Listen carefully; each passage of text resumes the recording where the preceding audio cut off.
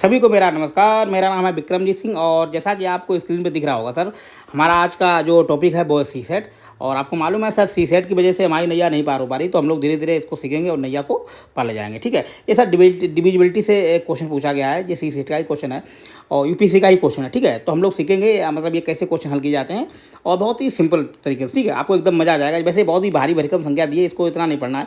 कुछ रूल्स हम लोग देख लेते हैं और हमारा आंसर हम लोग निकालेंगे। ठीक है, तो सर आपको बता दें कि रूल सर क्या होते हैं। जैसे आपने देखा हो कि कोई संख्या 2 है। ठीक है, जैसे मान लो संख्या ही लिखी है। ठीक है, मतलब 9100 हमने लिख ली। ठीक है, 2 का रूल ये होता है कि कोई भी संख्या है उसका आखिरी अंक 2 से कट रहा है तो वो संख्या 2 से पूरी पूरी कट जाती है। ठीक है, फिर देखते हैं 4 का मतलब होता है अगर आखिरी के साथ कोई भी 2 अंक, मान लो ये 0 जो लिखा है, अगर ये संख्या पूरी पूरी कट जाती है तो वो 4 से भी डिविजिबल होगी। ठीक है, अब देखते हैं 8 का। सर 8 में क्या होता है कि आखिरी के 3 अंक, मान लो अगर ये संख्या पूरी पूरी 8 से कट रही है तो संख्या पूरी 8 से डिविजिबल हो जाएगी। ठीक है, और सर 16 का रूल क्या होता है कि आखिरी के 4 अंक, यानी हमारी संख्या क्या है, ठीक है 9000 है, 100 है। ठीक है, तो हम इसी में ही 100 का भाग देंगे, अब वो 16 का भाग देंगे, जो भी हमारा रिमाइंडर बचेगा वही हमारा आंसर होगा। ठीक है, तो मेरे ख्याल से आपके बात बिल्कुल समझ में आ गई है सर। देखते हैं। ठीक है, तो हमारी संख्या सर क्या है, मतलब पूरी संख्या को नहीं, लेकिन 16 का रूल होता है कि सिर्फ आखिरी के आपको 4 अंक लेने हैं।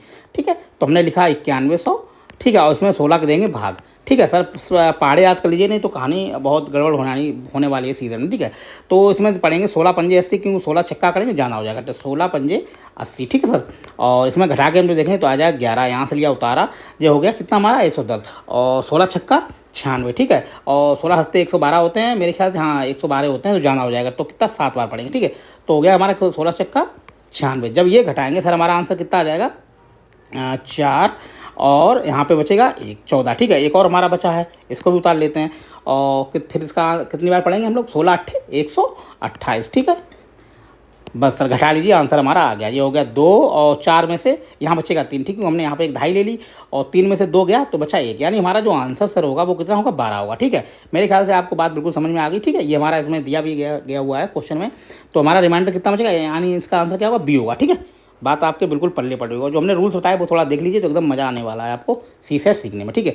और सर अगला क्वेश्चन हमारा ये है, चलो इसके भी मतलब ये हमारा क्या है, प्रॉफिट एंड लॉस से है। ठीक है, तो ये पूछा गया एक व्यक्ति एक पुस्तक को सूचीबद्ध मूल्य, देखिए सूचीबद्ध मूल्य सर क्या होता है, मार्क्ड प्राइस होता है। आपने देखा जब भी आप शॉपिंग करने जाते हैं तो उसमें लिखा होता नहीं, भारी भरकम एक प्राइस लिखा होता है, डब्बे में लिखा होगा सर 1000 की चीज़ और कितने मिल रही है पता लगे, 500 में मिल रही, 600 मिल रही, 700 मिल रही, 800 मिल रही, या पता लगे 200-300 में मिल रही। ठीक है, तो वो होता है मार्क प्राइस। फिर वो कहता है कि सूचीबद्ध मूल्य के मतलब 3/4 का मतलब होता है 75% में खरीदी और उसके सूचीबद्ध मूल्य से 50% अधिक पर बेच दी, तो उसका लाभ मतलब कुल मिला के लाभ पहुंचा गया। तो चलो सर देखते हैं, एकदम मज़ेदार क्वेश्चन है। ठीक है, तो पहले हो सकता है इसके बहुत कई तरीके हो, लेकिन हम लोग सिंपल भाषा में समझेंगे।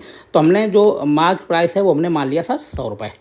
ठीक है, मेरे ख्याल से आप बात समझ में आ गई। फिर वो खरीदता कितना, ठीक है, क्रय मूल्य जो हमारा होता है। ठीक है, क्रय मूल्य होगा वो हमारा कितना होगा, मतलब इसके अगर हम 3/4 निकालेंगे तो जब 100 में आप 3/4 का मतलब होता है सर, ठीक है, 75%। ठीक है, तो आप इसमें निकाल लीजिए, जो हमारा कितना आ जाएगा 75 रुपये।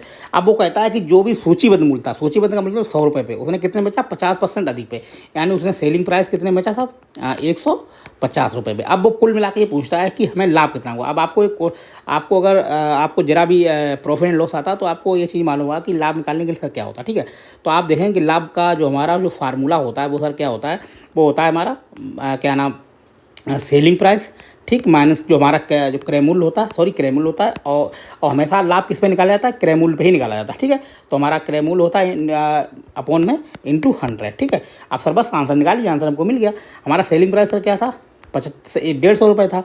ठीक है, और हमारा जो क्रय मूल्य कितना था, 75 था, और इंटू 100 किस में निकाल देंगे, 75 निकालेंगे, तो 150 में से 75 गया, कितना बचा गया, 75 बचा हमारा, और 75/75 इंटू 100, तो यानी कुल मिला के हमसे कितना परसेंट लाभ होगा, 100% का लाभ होगा। ठीक है, तो इसमें आंसर देख लेते हैं, अगर ये होगा तो हमारा आंसर मिलेगा, समझ लो। ठीक है, तो आप देखिए सर आंसर मिल गया, इसका आंसर कितना होगा, डी होगा। मेरे ख्याल से बात आपके बिल्कुल समझ में आ गई होगी।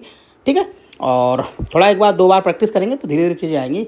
ठीक है, मुझे भी नया मैथ नहीं आता, लेकिन धीरे धीरे चीज़ें सीख रहे हैं। ठीक है, और चलिए सर ये वाला क्वेश्चन आप देखिए, एकदम मज़ेदार है, बहुत ही जस्ट एकदम बढ़िया वाला।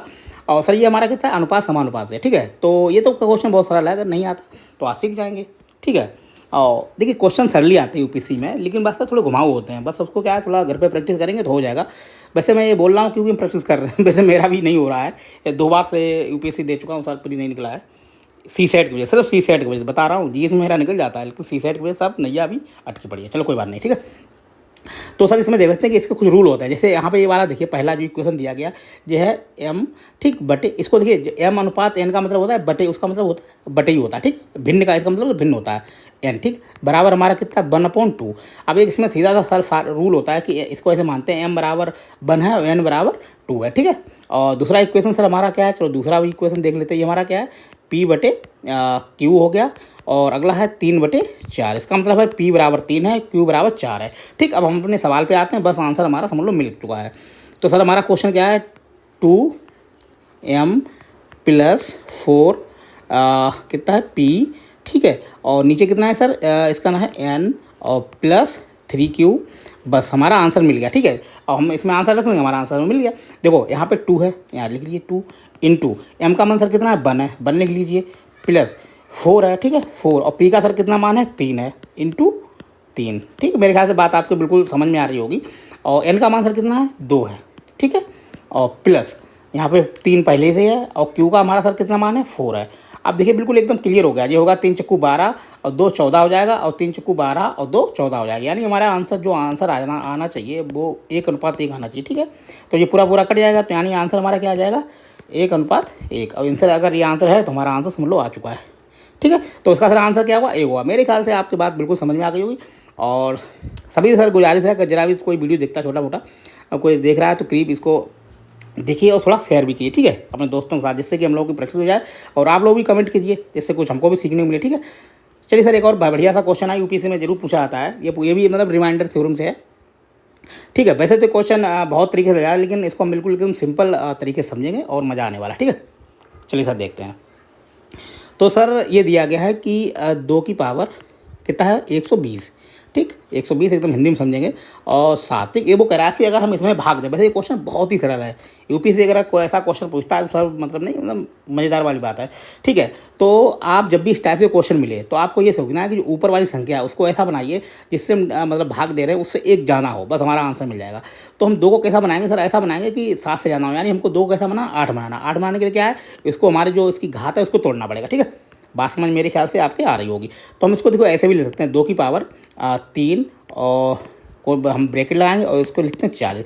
40 यहाँ कितना होता है 120 होता है अपॉन 7, ठीक है। बात आपके बिल्कुल समझ में आ रही होगी मेरे ख्याल से। और 2 को मैं ऐसे लिखते हैं, इसका मतलब क्या है, 2 की पावर 3 का मतलब क्या होता है कि 2 इंटू 2 इंटू 2 यानी कितना है 8, ठीक है। 2 को हम कैसा लिख सकते हैं 8 भी लिख सकते हैं 7, और इसकी पावर कितना है 40। अब आपको मालूम हम इसको और थोड़ा तोड़ के लिख सकते हैं, ठीक है, किसको 8 को। तो 8 को हम लिख सकते हैं 7 + 1 अपॉन में 7, इसकी पावर 40 बची है, ठीक है। अब देखिए ये वाला जो आगे वाला जो फैक्टर ये पूरा 7 से कट जाएगा, अब बचा 1, ठीक है। अब आपको एक चीज़ मालूम होगी, 1 की पावर साहब चाहे कितनी भी करोड़ों अरबों कर लो, ठीक है, उसका मान कितना रहेगा वही रहता है, ठीक है। तो 1 का पावर 40 का मतलब है 1, यानी हमारे आंसर कितना आना चाहिए सर 1 आना चाहिए। अगर इसमें 1 है तो हमारा आंसर मिल चुका है एकदम क्लियर तरीके से, ओके। तो हमारा इसका आंसर क्या होगा ए होगा, ठीक है। तो सर मस्त रहिए, खुश रहिए, पढ़ते रहिए। और भाई साहब अगर देखते हैं वीडियो तो प्लीज़ कमेंट कीजिए। वैसे वीडियो बहुत कोई देखता नहीं है, लेकिन कोई बात नहीं, मुझे अपने हिसाब से पढ़ना सर, क्योंकि मुझे यूपीएससी देना है और निकालना भी है। बस हमारा यही एक मतलब लक्ष्य है कि निकालना है तो निकालना है, ठीक है। चलिए सर मस्त रहिए, खुश रहिए। और